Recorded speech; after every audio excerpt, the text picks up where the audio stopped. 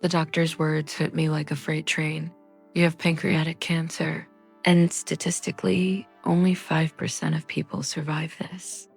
I was 28 years old, standing in my empty classroom after school, and my entire world just collapsed through the phone.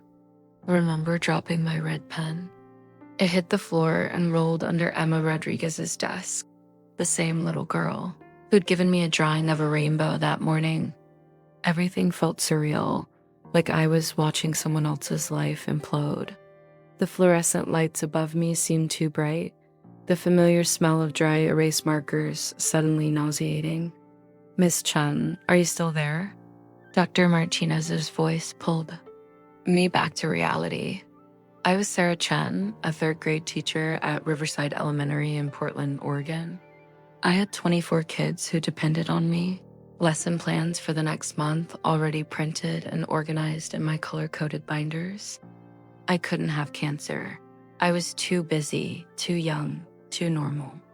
"I'm here," I whispered, though I wasn't sure I really was. The pain in my back had been bothering me for months.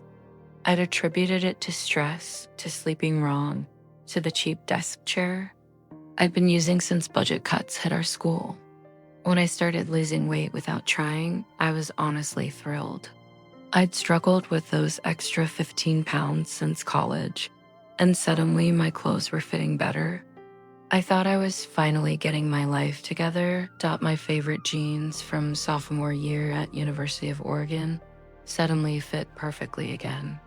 I even posted a progress photo on Instagram, captioning it, "Finally feeling like myself again," with a bunch of muscle and heart emojis.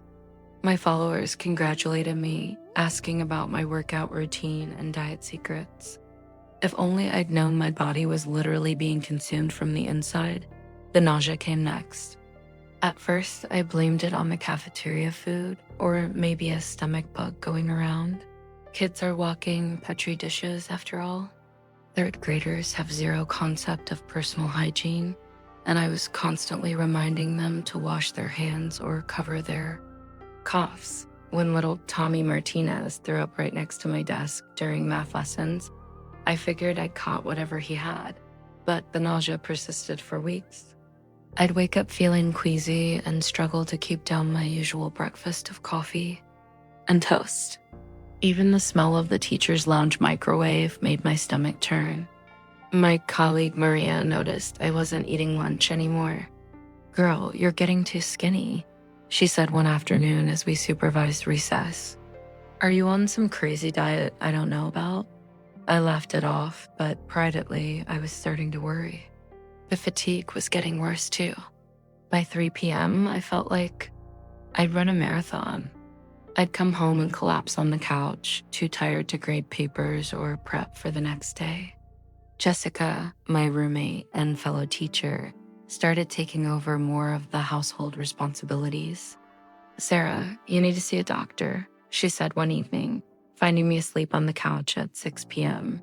"This isn't normal exhaustion." But I kept making excuses. It was flu season. I was stressed about the upcoming parent conferences. The new curriculum was overwhelming. Teachers are notorious for ignoring their own health while caring for everyone else, and I was no exception. The turning point came during a faculty meeting in late September. Principal Henderson was droning on about standardized test scores when I suddenly felt dizzy and nauseous. I excused myself to the bathroom and noticed in the harsh fluorescent lighting that my skin looked yellow. Not just tired or pale, actually yellow. When the whites of my eyes started turning the color of butter, Jessica practically dragged me to urgent care that same evening. "It's probably just a gallbladder issue," the urgent care doctor had said after examining me and running some blood tests. "Nothing serious, but we should run some imaging to be sure. Sometimes gallstones can cause these symptoms." "Nothing serious." Those words echoed in my head as I drove home that October afternoon, my hands shaking on the steering wheel. The doctor had scheduled me for an ultrasound the next day, followed by a CT scan if needed. I tried to convince myself it was routine. but something deep in my gut told me this was bigger than gallstones. I pulled into my driveway and sat in my Honda Civic for 20 minutes, staring at the little blue house I rented with Jessica in the Hawthorne district. She'd be inside, probably grading papers at the kitchen table like she did every evening. Jessica taught 5th grade at the same school, and we'd fallen into this comfortable routine over the past 2 years. Dinner together, complaining about administration, binge watching cooking shows. We were too tired to actually cook along with Dot. How do you walk into your normal life and announce that something might be very wrong? The front door opened and Jessica appeared on the porch, her curly red hair catching the late afternoon sun. "Sarah, you've been sitting out there forever. Everything okay?" I got out of the car, my legs feeling like they belonged to someone else. "Jess, we need to talk." The imaging results came back faster than expected.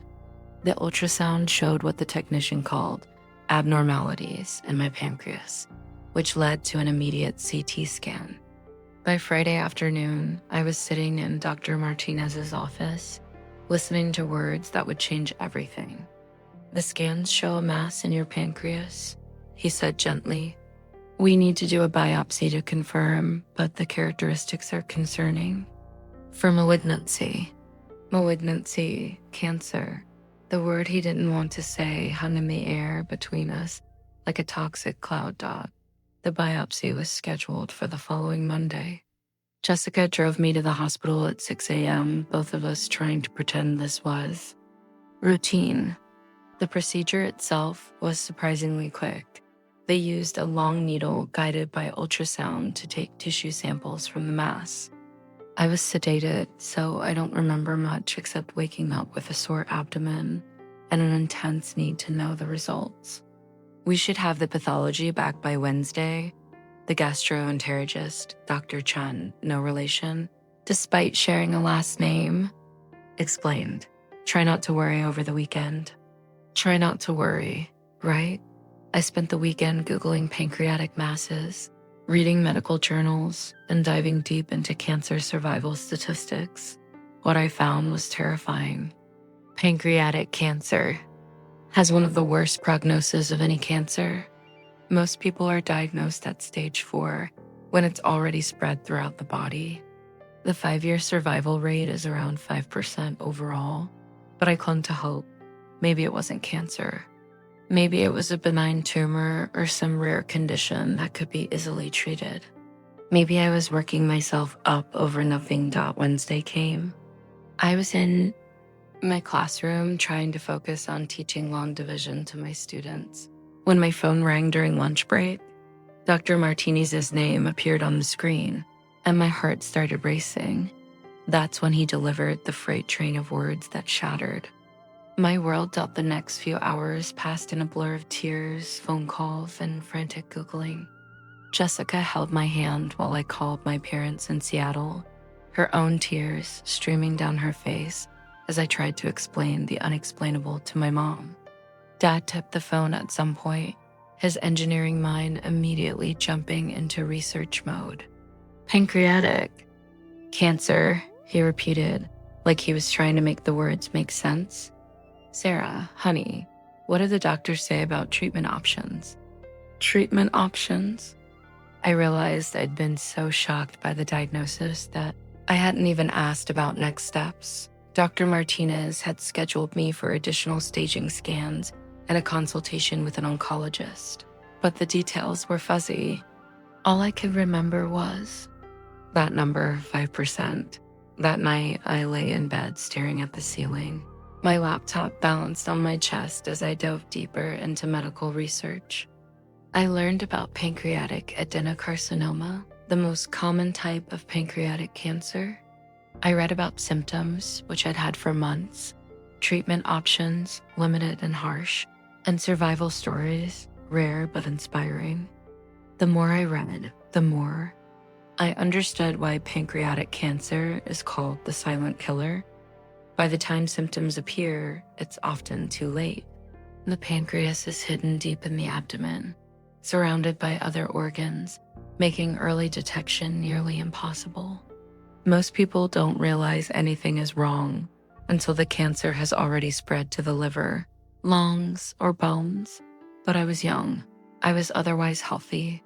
I had to believe I could be different. The next morning, I stood in front of my classroom, looking at 24 eager faces waiting for me to teach them about equivalent fractions.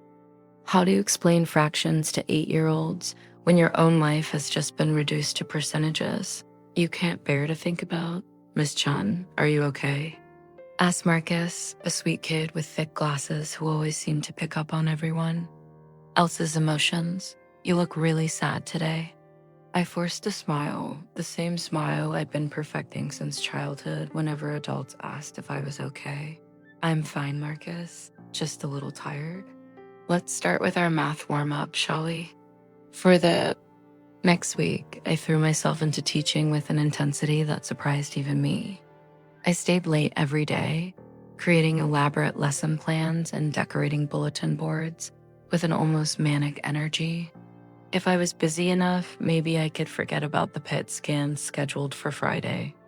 Maybe I could pretend my life wasn't hanging in the balance while I taught kids about the water cycle and proper to sense something was different. Even though I tried to maintain normalcy, they were extra well-behaved, offering to help clean up without being asked. Emma Rodriguez, the artist of the class, made me a new drawing every day. Flowers, rainbows, and hearts with messages like, "You're the best teacher ever." I collected each one, treasuring these small gestures of love from children who had no idea their teacher was fighting for her life. The PET scan results came back on a Tuesday. I was grading spelling tests when Dr. Martinez called with the news. That would determine my fate. Stage 3 pancreatic adenocarcinoma. The tumor was large, approximately 4 centimeters, and had grown around some major blood vessels. But, and this was crucial, it hadn't spread to distant organs. No liver metastases. No lung nodules. No bone involvement. Dr. Martinez introduced me to Dr. Rebecca Williams, my oncologist, a petite woman in her 50s with kind brown eyes and an impressively calm presence. Her office was warm and welcoming, with soft lighting and comfortable chairs that didn't feel like medical furniture. Family photos lined her desk, and I found myself wondering if she had children my age. "Here's what we're looking at, Sarah," Dr. Williams said, pulling up my scans on her computer monitor. The tumor appeared as a dark, irregular mass on the screen, foreign and menacing inside my body. The good news is that we caught this before it metastasized to distant sites. The challenging news is that the location and size makes surgical removal complicated right now. She explained the treatment plan in detail. 6 months of intensive chemotherapy to shrink the tumor and kill any microscopic cancer cells that might be lurking elsewhere in my body, followed by a major surgery called a Whipple procedure then.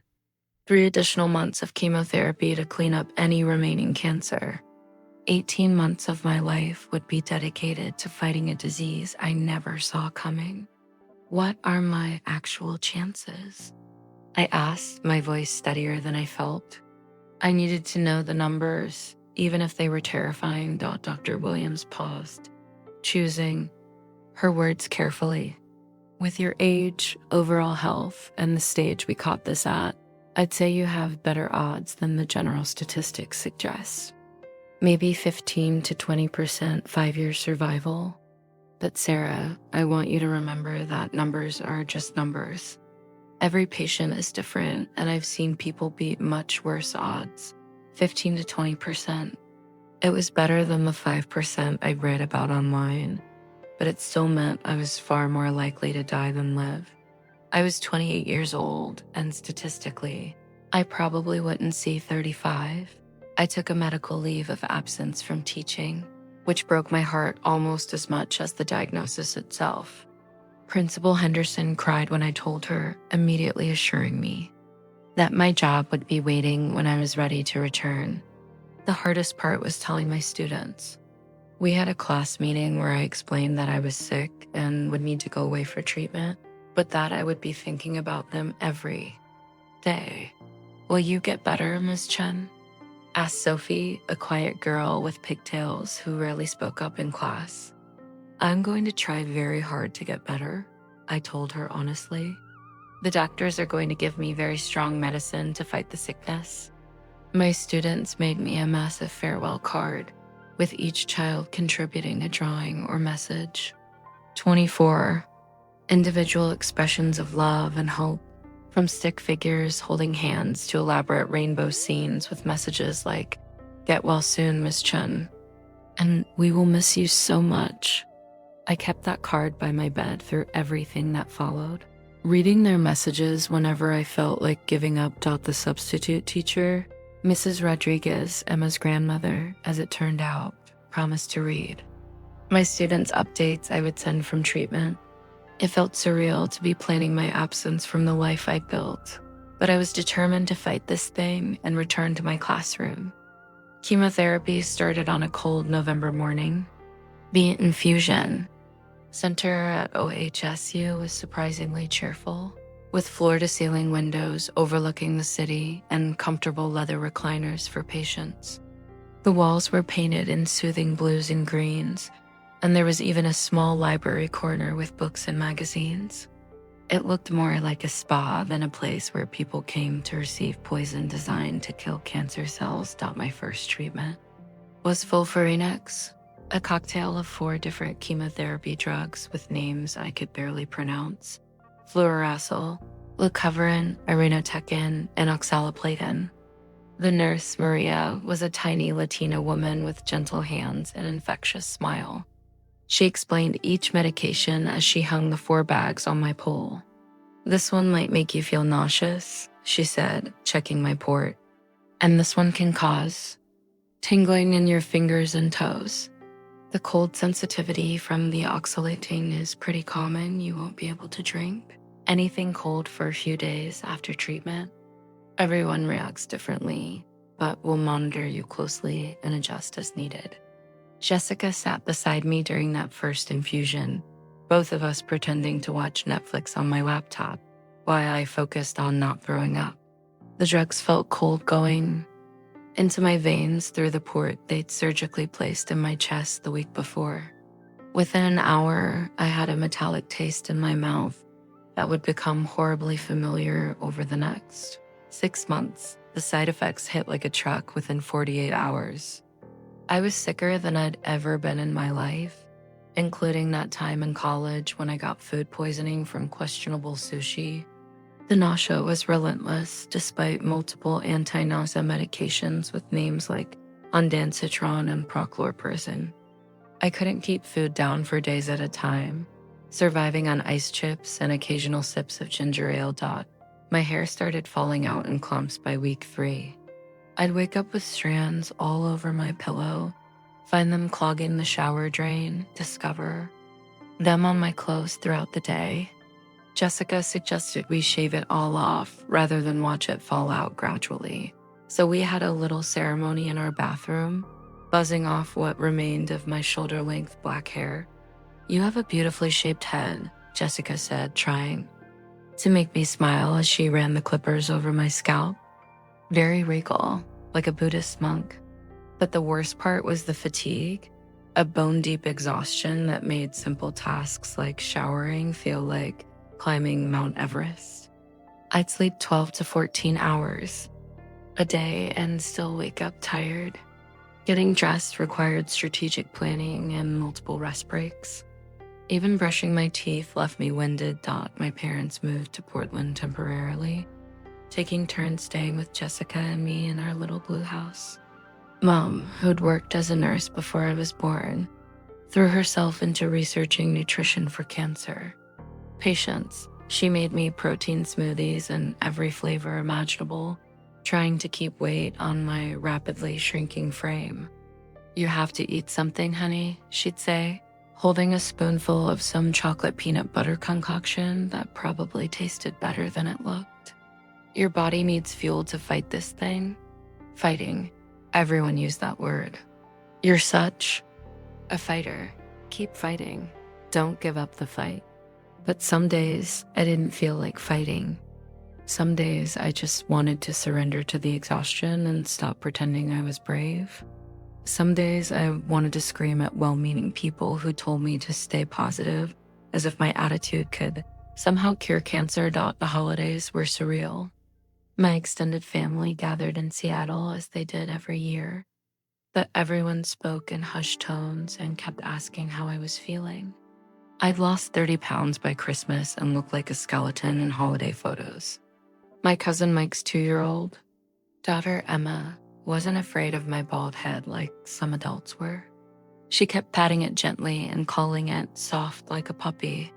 3 months into treatment, something went horribly wrong. The chemo wasn't working the way it should, and my oncologist called an emergency meeting with words I never wanted to hear. The tumor isn't responding as well as we'd hoped, Dr. Williams said, her usually calm demeanor showing cracks of concern. She pulled up my latest scans on the monitor, comparing them to my baseline images. In fact, it appears to have grown slightly. Since we started treatment, I felt the room spin. Jessica grabbed my hand, and I could hear my dad asking technical questions that I couldn't process. The cancer was outsmarting the drugs. The treatment that was supposed to save my life, that was making me sicker than I'd ever been, was failing. What does this mean? I managed to ask through the fog of panic. We need to change our approach immediately, Dr. Williams said. There's a newer protocol we can try, gemcitabine and nab-paclitaxel. It's more aggressive than what you've been getting, and honestly, the side effects will be more severe. But we've seen good responses in patients whose tumors didn't respond. To FOLFIRINOX, more severe side effects. I was already barely surviving the current treatment. My white blood cell count had dropped so low that I'd been hospitalized twice for infections that would normally be minor inconveniences. I'd developed neuropathy in my hands and feet, making it hard to write or walk without stumbling. My fingernails were turning black, and I had mouth sores that made eating torture. What happens if I don't do the new treatment? I asked, though I was afraid of the answer. The silence in the room was deafening. Dr. Williams took a deep breath before speaking. Without effective chemotherapy, given the size and location of your tumor, we'd be looking at months rather than years. Months. The word hung in the air like a death sentence.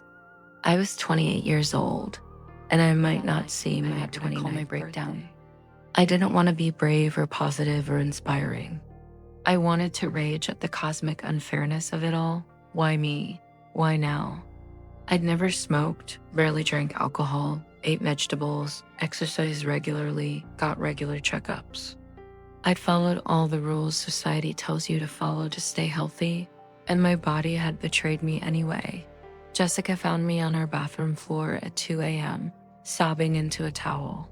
She didn't say anything at first, just sat down on the cold tile beside me and cried too. Sometimes that's what friendship looks like, showing up for the absolute worst moments without trying to fix them or make them better. I'm scared, Jess, I whispered. I'm so fucking scared. I know, she said, wrapping her arms around my skeletal frame. I'm scared too. The new treatment regimen was brutal. Gemcitabine and nab-paclitaxel required longer infusion times, nearly 6 hours in the chair every other week. The side effects were everything Dr. Williams had warned me about and more. I developed painful mouth sores that made talking difficult and eating nearly impossible. My fingernails and toenails turned completely black and started falling off one by one. The neuropathy in my feet got so bad that I needed a walker to get around safely, shuffling like an elderly person at age 28. But somehow, miraculously, it worked. My scans at month 6 showed significant tumor shrinkage, nearly 60% reduction in size. Dr. Williams actually smiled when she showed me the before and after images side by side. This is exactly what we wanted to see, she said, pointing to the dramatically smaller mass on the screen. You're officially a candidate for surgery now. Surgery, the Whipple procedure that would either save my life or kill me in the attempt. I am Sarah Chen, and this is how I survived.